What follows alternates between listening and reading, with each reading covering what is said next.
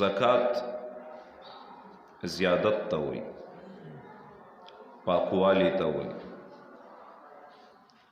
نو کم کس چې زکات ورکوي نو د ده مال کې نشه و نما راځي، زیادت راځي، او د ده مال صفا کیږي. ځکه دا کم چې ادا کوي نو دا هغه خیره د مالی. انسان مال صفا شي نو چې د الله دربار ته ورځي، نو چون کې د خپل مال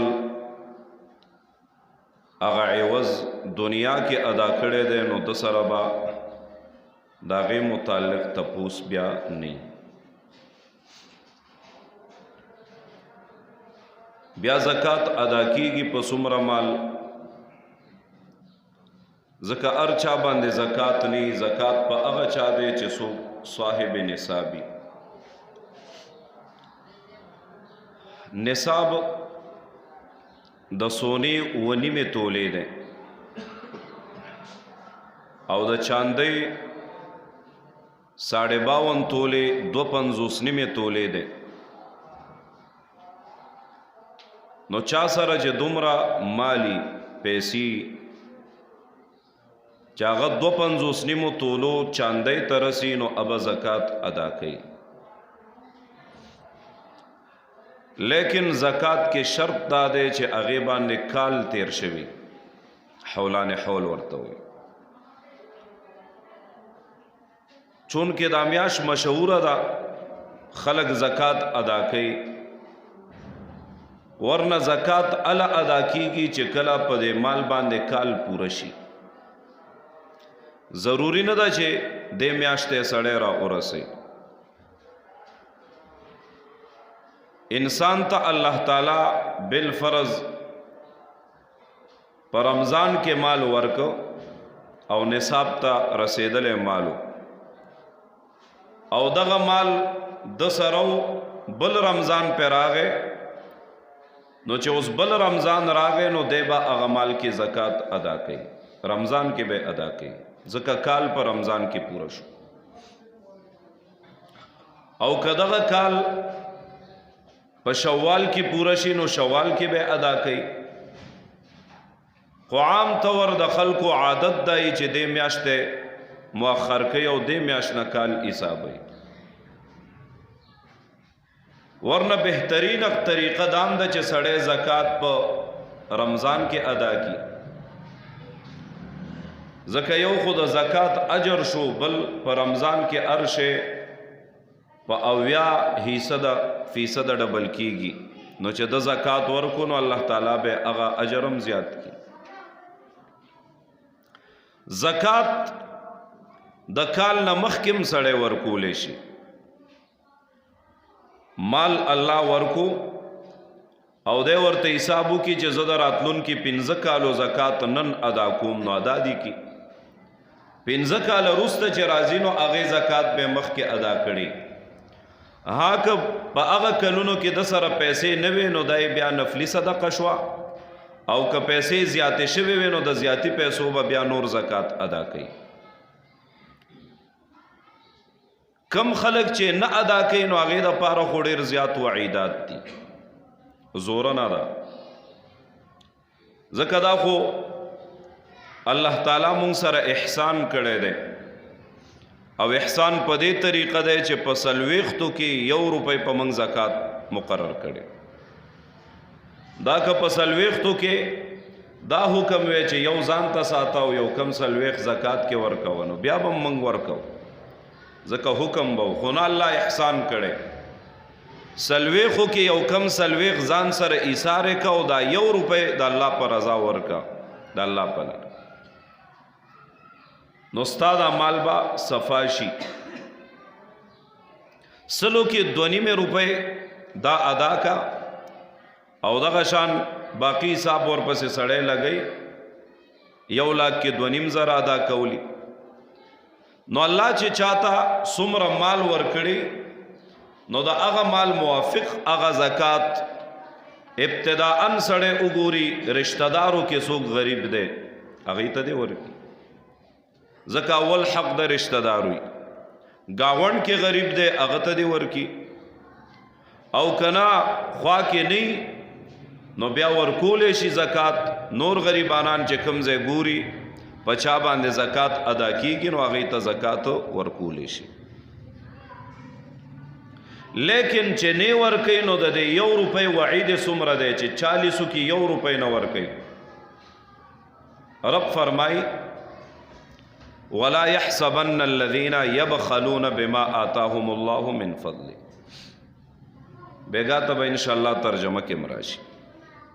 ولا يحسبن الذين يبخلون، ګمان دې نه کوي هغه کسان چې هغوی شومتوب کوي، بخل کوي، سختی کوي. پس شي باندې بخل او شومتوب کوي؟ بما په هغه څه آتاهم الله چې الله ورکړي دي. څه شی ورکړي؟ من فضله، د خپل فضل نه. الله چې د خپلو خزانو نه کم مال ورکړی دی، الله چې په کم فضل کړی، احسان او اکرام په کړی دی، د هغه مال نه دی د الله په لار کې نه ادا کوي نو دی دا ګمان نه کوي هو خیر لهم چې دا د دپاره بهتر. رب فرمای بهتر نه دی، بل هو شر لهم، بلکې د دپاره شر دی، بد دی، عذاب دی. څنګه عذاب دی؟ نو رب فرمای سیطوقون ما بخلوا به یوم القیامه. زر دی چې دینه به توق جوړ شي. توق وی د غاړې هار تا، د غاړې هار به تی جوړ شي. د څه شي نه؟ ما د هغه څیز نه بخیلو چې دوی په بخل کړی دی. نو اوس به یو سړی وایي چې د غاړې هار تی جوړ شي، خدا خو خوند کوي، غاړه کې به واچو، پیسې دي که نه ګرځو به. نو بیا د دې تشریح حدیث کې راغلی ده. رب فرمائی سیطوقون ما بخلوا به یوم القیامه، قیامت کې به د غاړې هار جوړ شي، توق دته به غاړه کې واچولی شي. محبوب پیغمبر صلی الله علیه وسلم فرمائی چې د د مال نه به یو گنجې مار جوړ شي، په سر باندې به ویښته نه، او دا ویښته چې نه نو دا به نښه د دې چې دا ډېر زهریله او خطرناک، او دغه مار دا به د په غاړه کې واچولی شي، او دغه انسان به د وښکونه راکاږي، دی به تې ځان بچ کوي او ورته وایي زه چېرته دنیا کې خو دې مینه کوله، اوس چېرته تښتې، ته ما نه پېژنې. نو دا مار به ورته وایي انا مالک و انا کنزک، زه ستا مال او ستا خزانې یم، تښتې چېرته. دنیا کې خو دې ډېر ځان سره جوختولم، دنیا کې خو دې مینه ډېره وه، محبت دې ډېر و، سینې سره دې لګولم، بلکې د زړه د پاسه دې جیب جوړو، اوس رانه تختې نو اوس مانه نشي تختېدی، اوس در سره زه مینه کوم. نو محبوب پیغمبر صلی الله علیه وسلم فرمای چې دا مار به دا آواز کوي چې انا مالک و انا کنزک، زه ستا مال او ستا خزانه. دغه عذاب لرکیږي پس دین خلاصې پس ده. نو خلاصې او لرکېدل آسانه طریقه ده چې هغه دنیا کې د مال هغه زکات ادا شي. بس باقی خو که یو سړی نور احسانات کوي نو الله تعالی نور انعاماتم پہ کوي، د الله په لار کې نور صدقې کوي نو الله نورم ورکوي. دا خو زمونږ سوچ دی چې ورکړې سره مال ختمیږي او کمیږي، لیکن الله مال زیاتوي. حدیث شریف کې یو واقعه ذکر ده د بنی اسرائیلو چې پاغې کې یو 3 کسانو، یو داسې کسو چې هغه باندې خارخ بیماری وه یا دا برګې مرضو پیدا، بدن چې سپین شي داغونه شي، دا بیماری وه په الله تعالی امتحانن دته یو فرشتہ را اولېږله. حدیث ته پیغمبر علیہ السلام فرمائی، مسلم شریف حدیث، یو فرشتہ اللہ تعالی را اولېږله امتحانن ددنه امتحان علی. فرشتہ د انسان په شکل کې رااله او دې سړي ته وایي چې ستا په زړه ارمان څه شته دنیا کې؟ او زما په زړه خو یو لوی ارمان دا دی چې خلک رانه نفرت کوي، چا سره لاس ملاوم نو چې لاس ته مې ګوري چې دا بیماری ده نو لاس نه ملاوي، مجلس کې کینم نو مجلس کې مې څوک نه پرېږدي، خلق راتا پسپک نظر ګوري، حقیر نظر سره ګوري. نو پزړه خو مې ارمان داده چې الله صحت راکړي او بیا الله تعالی لګ مالم راکړي، ځکه دا مال خدا سي چې هر سړي شوق ورته لګ مالمي. نو دې فرشته هغه سړی دم کو لاس پراخ کنو، الله تعالی صحت ورک او دعای ورته وکړه چې الله تعالی دې تا ته ډېر مال درکړي. نو دې سړي ته یو اوښه ورکړې شوه بلار به، هغې نه بچي دې اوښې راوړل او دا سړی د دې یوې اوښې د وجې الله ډېر مالداره کړ. ځکه دا مالداري چې انسان ته راځي نو دا په اچانک ډېرې پیسې نه، د معمولی کاروبار نم الله تعالی انسان مالداره کی، وړوکې کاروباري او ورته الله تعالی رو رو غټ کې نو لوی مالدار او لوی سیټ ته جوړ شي. نو دغه سړی یو اوښه هغه وساتله او د هغې نه الله تعالی د اوښو یو لوی مال ورکو، دولت هم ورکو، اوښې وې بلاشه اوښانو. بل کسو همدغه زمانه او دور کې چې هغه په سر ویښته نه و ګنجی و، دا فرشته هغې ته راغله. انا تپوس کوي چې په زړه دې څه ارمان شته؟ او ارمان خو مې شته. څه ارمان دی؟ ارمان مې دا دی چې الله تعالی مې په دې سر ویښته راوخیږي، ځکه سړي په سر ویښته نه نو بیا هم اکثر داسې مجالس او محافلو ته مونږ مولیان خو تلی شو، ځکه پډګې به ووهو، خو چې څوک ټوپۍ نه په سر یې بیا به څه کوي. نو مجلس او محافلو ته تلی نشم، نو چې په سر مې ویښته راوخیږي او الله تعالی لږ مال هم راکړي نو هغه ته هم دعا وکړه او دم یې کړه، الله تعالی ښکلي ویښته ورکړه، دا هم یو حسن دی. او مال هم ورکه، یو غوا الله ورکړه او د هغې نه د غواګانو یو لوی فارم جوړ شو. دیم د زمانې مالدار ترین سړی جوړ شو او دوی سره یو دریم کس و چې په سترګو معذور و. نو دا فرشته هغه ته راله. دا ګوره هوایي قصه نه ده، ښه حدیث دی، ذهن تمدار نشي چې اسې هوایي قصه حدیث ته بنی اسرائیلو کې واقع تیرا شوی. دریم کس چې پسترګو معذور دی دا فرشته هغې ته راله او دا فرشته د هغه نه تپوس کوي ستا په زړه څه ارمان شته؟ او ورته یې په زړه خو مې ارمان دا دی چې الله نظر راکړي، ځکه چې د کوره راوځم نو ډغرې خورم او د دنیا دا اشیاء میں پزړه ارمان دی چې وګورم تور څه ته وایي، سپین څه ته وایي، رنګونه مې پزړه ارمان دی، دا مې پزړه ارمان دی خلک وګورم چې انسان دا شکل څنګه د څاروو شکل څنګه دا وګورم. نو فرشتې ورته دعا وکړه او د مال لپاره ورته دعا وکړه، نو الله تعالی صحت هم ورکه او مال یو چیلې ورکړه چې هغې نه د ده د چیلو فارم جوړ شو. امتحان دی.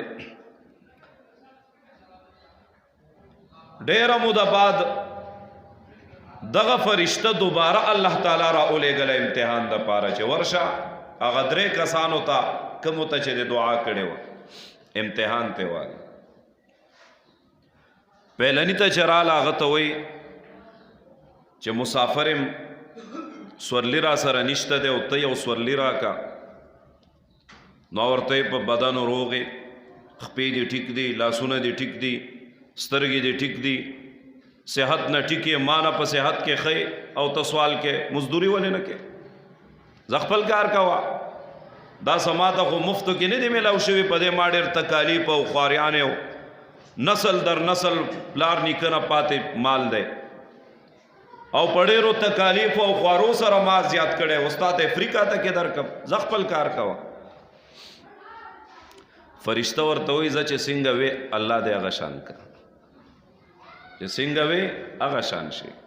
موږ دنیا کې هم دا کار کوو. یو سړی ودرېږي لسو لوټ غواړي اوس زمانه کې د الله په رضا یو لسو لوټ راکا اول خو ورته لږ بد بد ور وګورو چې مړه دې تنې ته دې ګورو هلکه دا د کم ذات نوم چې درته واغستو بس په دغه نوم ورکا تنې ته یې مه ګوره شاید مجبورئ.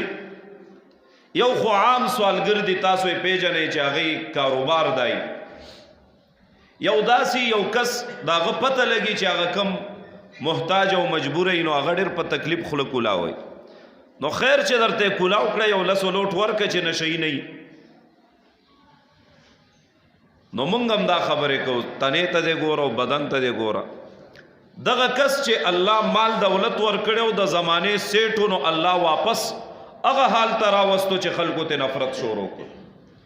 بدن باندې هغه بیماری دوباره راله او هغه غربت په دوباره راغی کم کې چې اخته و. دویم ته راغو کم سره چې د غواګانو فارم هغه ته وایي د الله د رضا دپاره یو غوی یا غوا راکه غریب یم محتاج یم هم دغه جواب ورکړه واپس یې هغه ته یې ووایي چې څنګه وې الله دې هغه شان کا. دریم ته راغی چې کم په سترګو معذور او ګډو چیلو فارم یې جوړ کړی و هغه ته وایي چې د الله پر رضا سره کا محتاج ما ضرورت میں دے نو اور توئی چې یو وخت زه محتاج ما نظر میں نه لګېده او سم را سره نو لیکن د کم ذات نوم چې دی واغستو دغه ذات ما ته نظر هم راکو دا مال دولت هم را کړی او ته خو یو چیلې ګډ غواړې دې ځای نه هغه غره پورې دې میدان کې چې څومره درته ښکاري دا ټول الله مال را کړي دي عارضي مالک الله زه جوړ کړی ما څومره دې په کاري روان کته یو ساده الله د رضا دپاره ستا شو. فرشته وایي چې الله دې تا ته ستا مال کې برکت واچوي.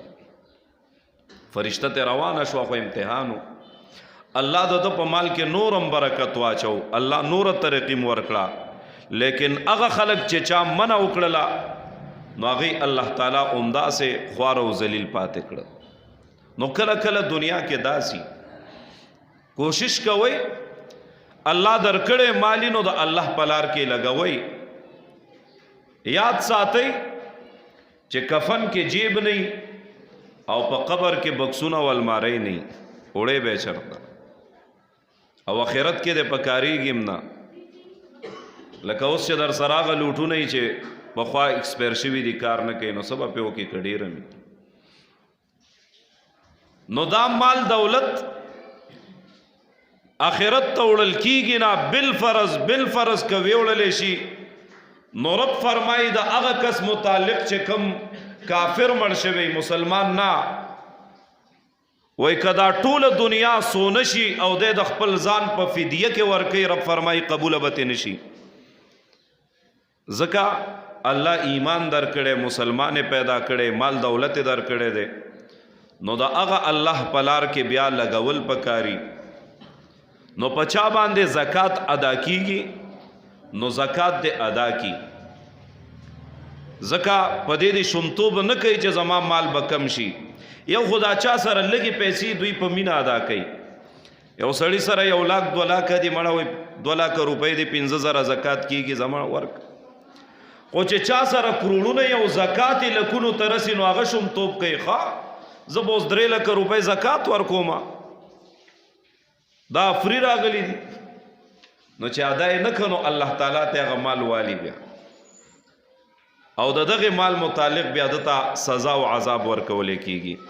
ان شاء الله العزیز زکات متعلق بیان کوشش کو مسائل او فضائل یو سو جمعو کې هغه بیانو کوشش کوي وختي